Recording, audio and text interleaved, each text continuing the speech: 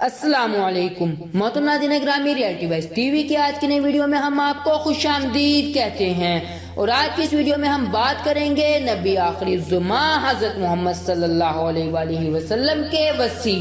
تو محترم ناظرین گرامی، مکمل آگاہی حاصل کرنے کے لیے اس ویڈیو کو آخر تک ضرور دیکھیے گا، اور اس کے ساتھ ساتھ اگر آپ ہمارے YouTube channel reality wise T V پر نیو ہیں تو ہمارے YouTube channel reality wise T V کو ضرور سبسکرائب کیجیے گا، تاکہ آنے والی ایسی نئی ویڈیوز کا نوٹیفیکیشن آپ تک آسانی سے پہنچ سکے۔ مقام صفین پر حضرت سیدنا علی المرتضیٰ رضی اللہ تعالی عنہ کا گزر لشکر سمیت ایسی جگہ سے ہوا جہاں پانی دستیاب نہ تھا۔ لشکر نے آپ رضی اللہ تعالیٰ عنہ سے پانی کی نایابی پر شکوہ کیا، تو آپ رضی اللہ تعالیٰ عنہ نے ایک جانب جا کر فرمایا کہ یہاں کھدائی کرو۔ چنانچہ اس جگہ زمین کی کھدائی کی گئی، لیکن ایک بھاری پتھر آڑے آ گیا۔ حضرت سیدنا علی المرتضیٰ رضی اللہ تعالیٰ عنہ نے آگے بڑھ کر اس پتھر کو ایک ہی جھٹکے میں باہر نکال دیا۔ جیسے ہی وہ پتھر باہر نکالا، وہاں سے پانی کا ایک چشمہ جاری ہو گیا۔ آپ رضی اللہ تعالیٰ عنہ کے لشکر نے اور جانوروں نے سیر ہو کر وہ پانی پیا۔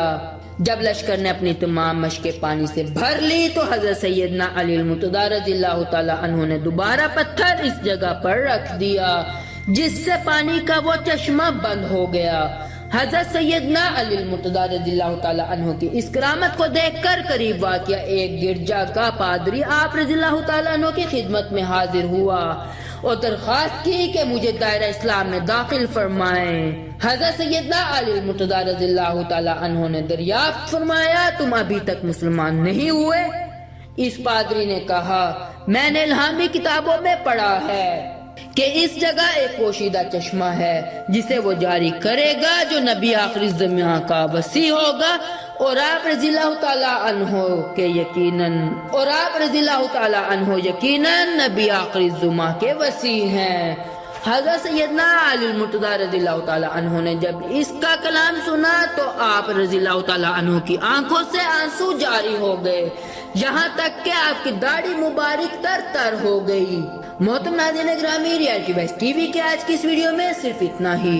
امید کرتے ہیں آج کی ویڈیو آپ کو ضرور پسند آئی ہوگی۔ اپنی قیمتی رائے کا اظہار ہمارے ساتھ کومنٹ باکس میں ضرور کیجیے گا۔